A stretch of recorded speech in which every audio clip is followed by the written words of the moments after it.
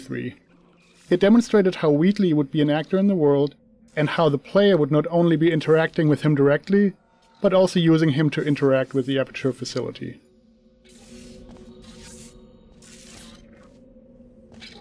The Wheatley model was designed as a mechanical version of the original Portal 1 personality sphere. Originally, they filled a very similar role to that in Portal 1, so we needed one base model which could hold a lot of different expressions. Experimenting with different rigging ideas, we came up with the onion skin design, where a number of spherical plates could slide around inside each other, all supported on a small motion platform mounted on a gyroscope. This meant that no matter what expression Wheatley was pulling, he always retained his spherical shape. The modelers and the animators collaborated closely on these early tests to make sure the design supported the range of expression needed to satisfy any personality sphere that got designed. Lots of ideas were thrown out, such as a small internal robot arm that Wheatley could pull out of one of his ports and pull himself around with. We were careful to make the mechanics look plausible, but we had to cheat the eyelids, since they ended up being a physical impossibility. There was no way all that geometry could fit into the space around his eye without clipping out the other side, but they were such an essential feature of the model that we resorted to crushing them up inside the eye, where the player can't see them.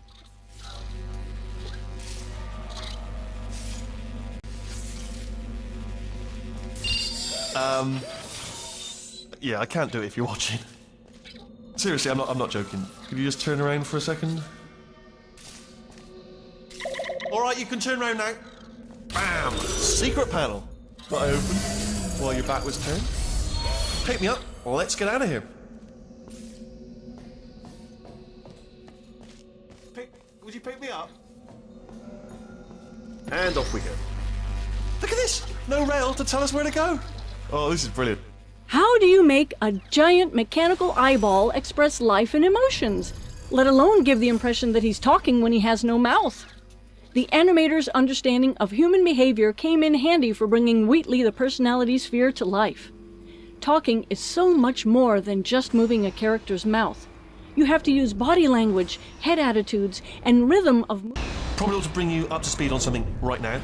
In order to escape, we're going to have to go through her chamber. And she will probably kill us, if she's awake.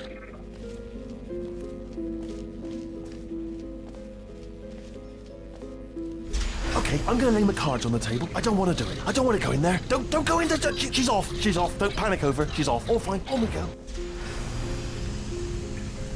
There she is. What a nasty piece of work she was, honestly. Like a proper maniac. Do you know who ended up taking her down in the end?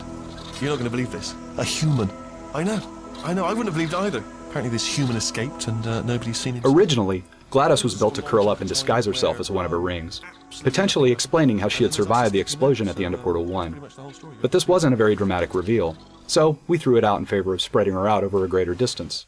This also made her more recognizable as GLaDOS when you initially crossed the room. The actual wake-up animation was a combination of simulated animation with a layer of hand-keyed animation over the top. A two-stage model was created for this scene. The first stage had separate pieces and connecting cables that would be drawn together by running a physics simulation so that the pieces would interact with the environment. Physics simulations were also used to break apart the objects GLaDOS crashed into while she writhes around. At the point where GLaDOS rises free of contact with the ground, she switches instantaneously to a fully connected model with controls for hand-keyed animation.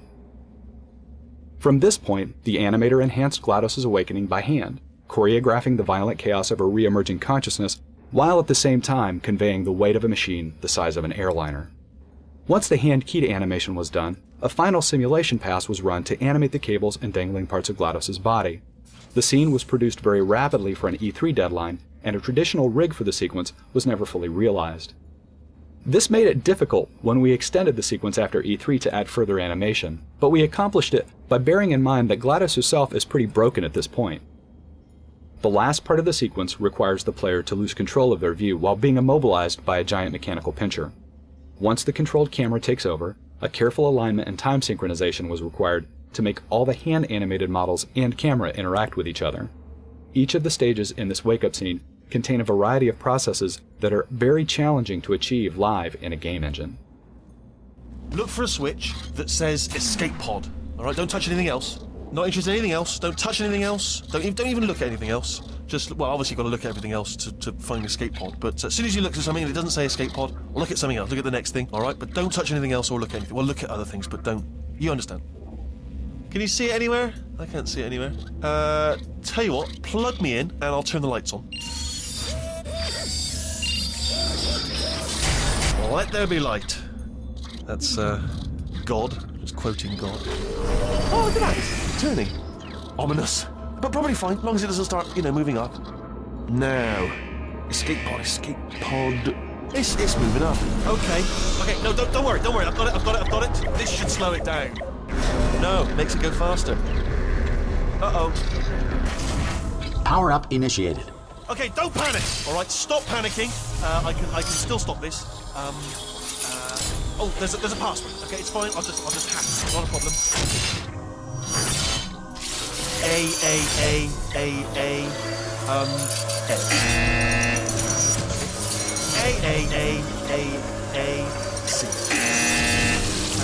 Wait, did I do B? Did you have a pen? Start writing these down. Power up complete. I don't. Okay, listen. All right, new plan. Act natural. We've done nothing wrong. Hello. Oh, it's you. You know her? It's been a long time. How have you been? I've been really busy being dead. You know, after you murdered me. You did what? Oh no! No! Oh no! Ah! Okay, look, we both said a lot of things that you're going to regret. But I think we can put our differences behind us. For science, you monster. I will say, though, that since you went to all the trouble of waking me up, you must really, really love to test. I love it too. There's just one small thing we need to take care of first.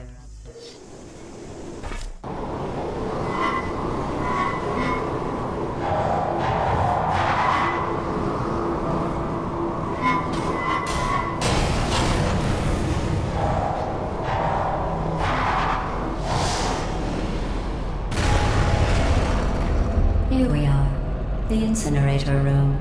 Be careful not to trip over any parts of me that didn't get completely burned when you threw them down here. The dual portal device should be around here somewhere. Once you find it, we can start testing, just like old times.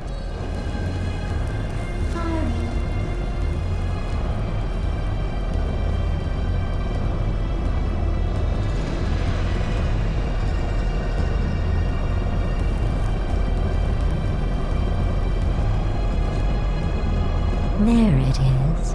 Hold on.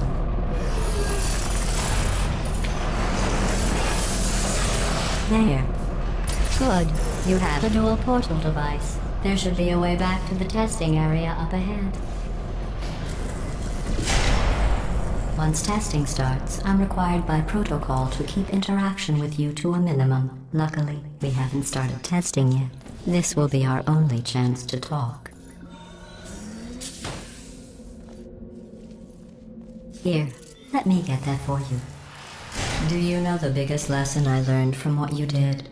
I discovered I have a sort of black box quick save feature. In the event of a catastrophic failure, the last 2 minutes of my life are preserved for analysis.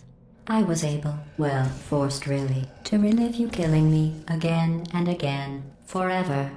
You know, if you'd done that to somebody else, they might devote their existence to exacting revenge. Luckily, I'm a bigger person than that. I'm happy to put this all behind us and get back to work. After all, we've got a lot to... When the player first encounters the robot arms, we wanted to convey that they were still coming back online. The idea was that GLaDOS was just waking up and hadn't yet fully regained control of them. Slowly over the course of the first few levels of this act, she gets more sure of herself and her ability to alter and mess with the lab increases. The arms presented a number of challenges, the key one being the interaction with the player. It was easy for the player to get stuck behind or inside of the models if they did something too complex. So we had to limit most of the arm action to the walls or ceilings of the test chambers, and we restricted their use on a larger scale to areas where we could be sure of the player's location.